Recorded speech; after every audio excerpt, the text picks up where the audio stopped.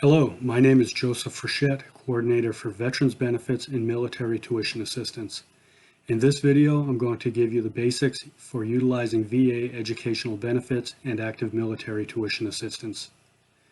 I also recommend that you review the instructions on the Extension School website, www.extension.harvard.edu, specifically the page entitled Funding for Veterans and Active Military.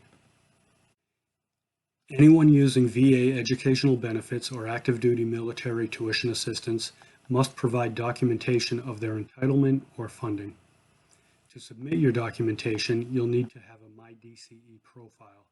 If you don't already have one set up, you can set one up by going to the Extension School's website, click on the MyDCE login, and from there follow the instructions.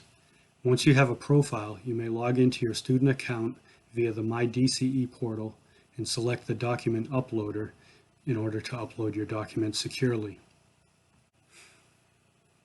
The exception to this process is for students utilizing benefits through the VA's Chapter 31 Veteran Readiness and Employment Program. For these students, it will be the VRNE case manager who submits the funding authorization.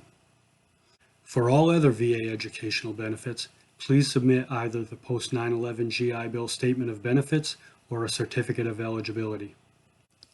And for active duty military tuition assistance, submit a TA authorization form. Once we've received your documentation, we will coordinate your funding and will notify you of any credits posted to your student account.